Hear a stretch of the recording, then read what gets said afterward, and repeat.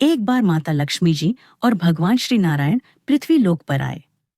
लक्ष्मी जी ने कहा, प्रभु बताइए तो सही, आपका सच्चा भक्त कौन है?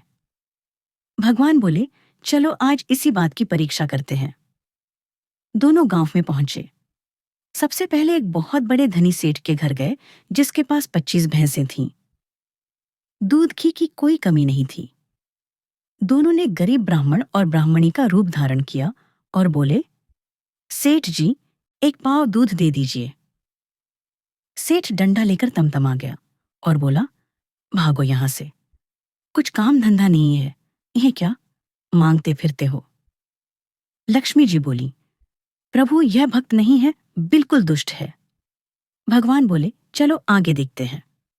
थोड़ी दूर एक गरीब पंडित का घर था, जिसके पास केवल एक गाय थी, जो रोज 1 लीटर दूध देती थी। भगवान और लक्ष्मी दो जी वहां पहुंचे और बोले, पंडित जी, एक पाव दूध दे दीजिए। पंडित जी खुश होकर बोले, अरे 2 ब्राह्मण आए हैं, एक पाव से क्या होगा? मेरी गाय ने आज 1 लीटर दूध दिया है, पूरा ही ले जाइए। पंडित जी ने पूरा दूध दोनों के चरणों में रख दिया। लक्ष्मी जी भावुक होकर बोली, यही तो आपका सच्चा भक्त है।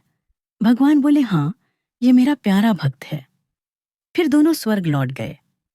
कई साल बाद भगवान और लक्ष्मी जी फिर उसी गांव आए।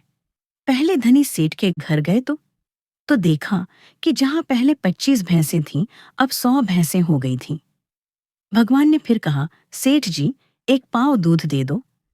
तो सेठ पहले से ज्यादा क्रोधित होकर डंडा उठाकर बोला, फिर आ गए भिखारी, भागो यहां से। लक्ष्मी जी बोली, प्रभु ये कैसे न्याय है?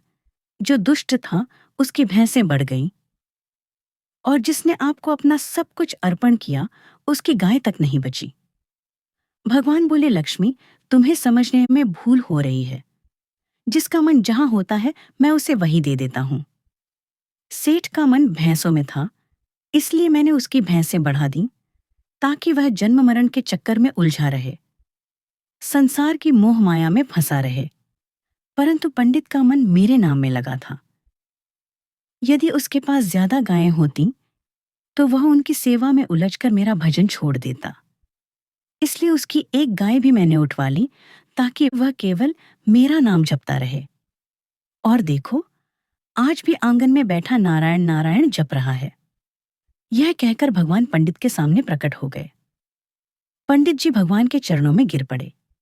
भगवान ने कहा, तुमने मुझे अपना मन दिया था, इसलिए मैं आज तुम्हें अपना स्वरूप, अपना आशीर्वाद और अपार धन दे रहा हूं। अब तुम इस धन से समाज का भला करो। भगवान ने उसे धनवान भी बना दिया और भक्त भी। कथा का सार यही है कि जहां मन लगता है वही बढ़ता है। मन संसार में लगाओगे तो संसार बढ़ेगा, उलझन बढ़ेगी। मन भगवान में लगाओगे तो भगवान मिलेंगे। ज्यादा धन होना बुरा नहीं, लेकिन धन इसलिए मिलता है ताकि उससे सेवा हो, अच्छे कार्य हों। जैसे इंस्टाग्राम आपको वही दिखाता है जो आप बार बार देखते हैं, वैसे ही भगवान भी आपके मन की प्रवृत्ति देखकर वही बढ़ाते हैं। मन वासना में है तो वासना बढ़ती है, मन ईर्ष्या में है तो ईर्ष्या बढ़ती है, और मन भक्ति में है तो भक्ति बढ़ती है। इसलिए जैसा सोचते हैं वैसे ही बन जाते हैं। सबसे बड़ा धन संतोष है।